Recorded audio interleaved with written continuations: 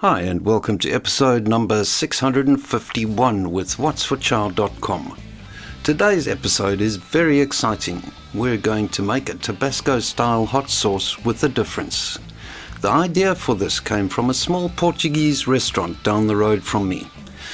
They produced a famous hot sauce with a secret ingredient that just rounds off the flavour beautifully. Anyway, not long ago the old lady that owned the restaurant and produced the sauce retired and decided it was okay to share the secret ingredient with me. I was quite surprised at how simple it was. Alcohol. To each 60 ml bottle of sauce she would add 5 ml of brandy. She used brandy as we live in a wine and brandy producing region, but she said that you could use vodka or whisky just as successfully. This got me thinking, why not ferment the sauce in a way that naturally produces the alcohol content, instead of adding the alcohol during the bottling stage? The process would be a simple swap from an aerobic or oxygen-rich fermentation to an anaerobic fermentation. In aerobic fermentations, the process results in acetic acid production, whereas in anaerobic fermentation, the result would be an alcohol-enriched hot sauce. I've run 2 batches of this new sauce with outstanding results, and it certainly has a number of benefits over the aerobic fermentation method. Firstly, the chili batch is pasteurized, leading to far less spoilage, fungal growth problems, and possible pathogens. Secondly, you'll be using distilling yeast as opposed to relying on the natural yeast present on the fruit. The results are far more reliable and consistent. Thirdly, the time from start to finish is much shorter than with aerobic fermentation, giving a better turnaround and more consistent, reliable supply than aerobic fermentation does.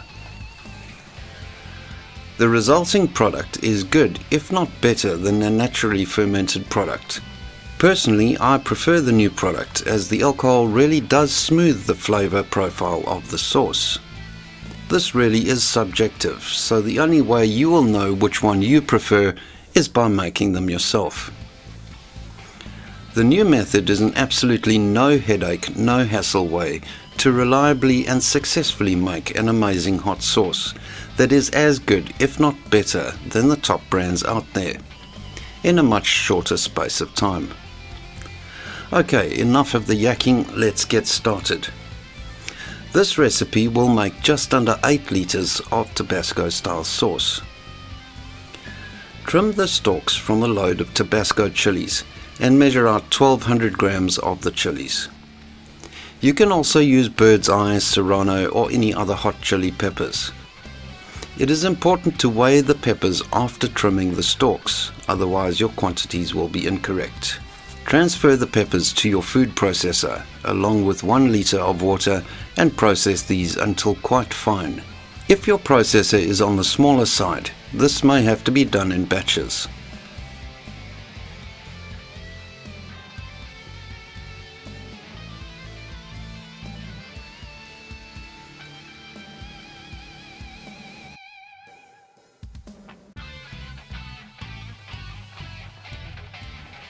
Transfer the machined peppers to a large non-reactive pot and add 1200 grams of white sugar and another 5 litres of water.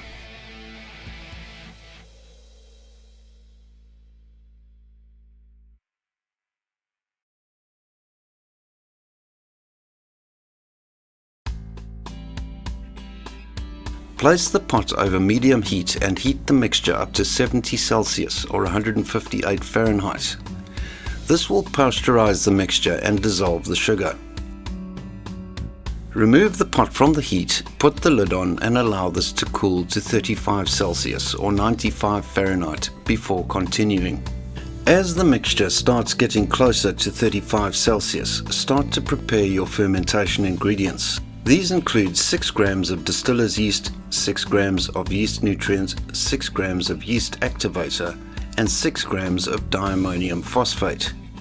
You can find all of these ingredients on Amazon or your local brew store. Measure out 200 milliliters of warm water at 35 Celsius or 95 Fahrenheit.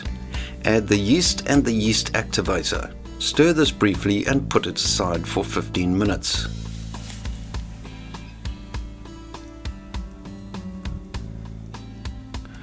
Pour the chili mixture from the pot into a large fermentation vessel. This can be anything from a large food-grade bucket to a purpose-built fermenter. You will notice how I've poured everything but the very last bit of mixture into the pot. All of the pepper seeds sink to the bottom of the mixture during the pasteurizing process, and these will be left in the pot.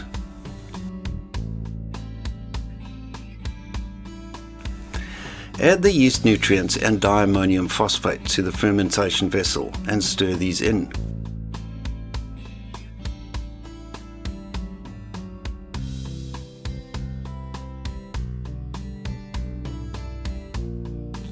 Pour in the activated yeast solution and stir this in. Place the lid on your fermentation vessel. If you are using a food grade bucket for the fermentation, make sure your fermentation bubbler is in place and filled.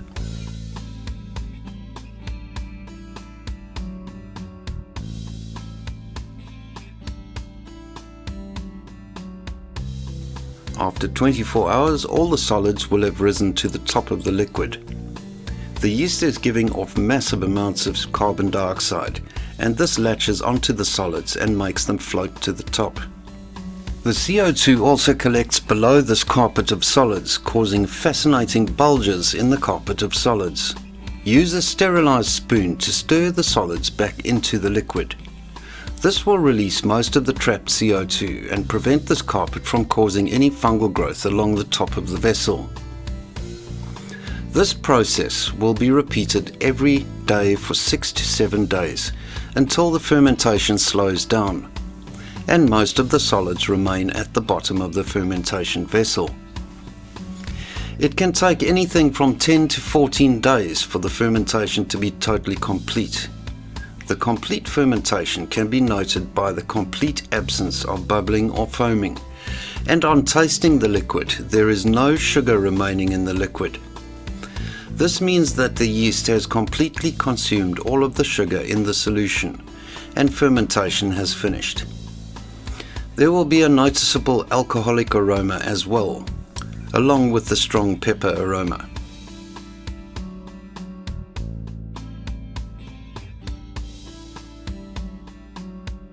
Pour the fermented solution through a fine sieve into a large non-reactive pot.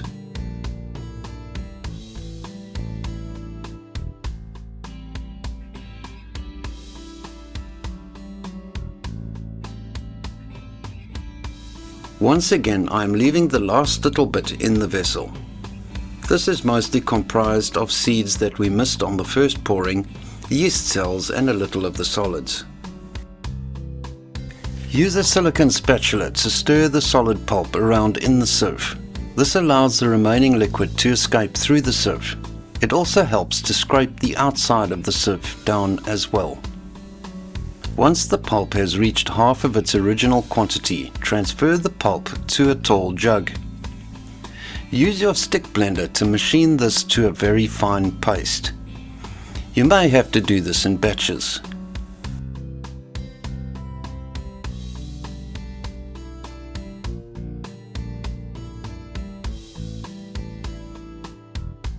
Rinse the sieve, then return the paste to the sieve. Use a clean spatula to stir this around, once again forcing the fine particles and liquids to escape into the pot. Once this pulp has reduced by half, return the unfiltered pulp to the tall jug and process it again using your stick blender. Pour the reprocessed pulp into the pot and stir it into the pepper liquid.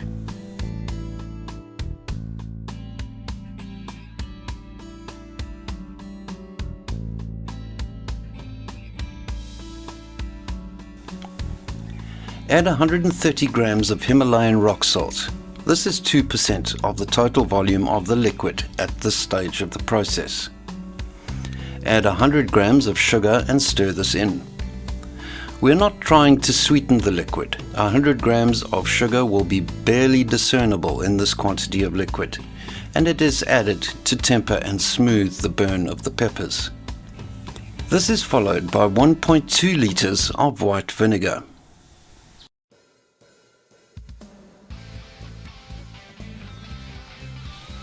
Place the pot over medium heat and once again heat the liquid to a temperature of 70 Celsius or 158 Fahrenheit. This time round, the pasteurization is purely to kill any remaining yeast in the sauce. If you skip this step and proceed straight to the next step, your bottled product may burst once sealed due to the renewed fermentation.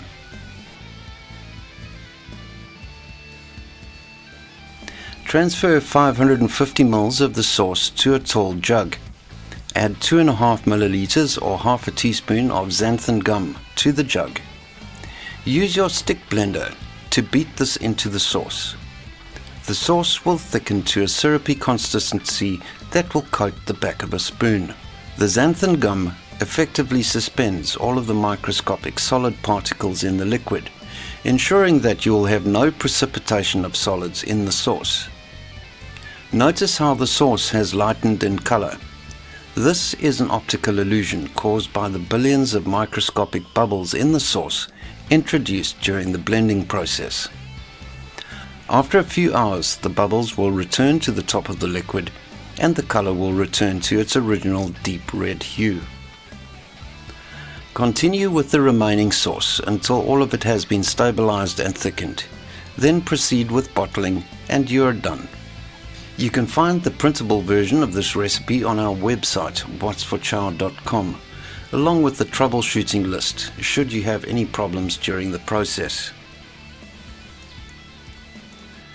Thanks for joining us today. Please like, subscribe and share this video, and we'll see you again real soon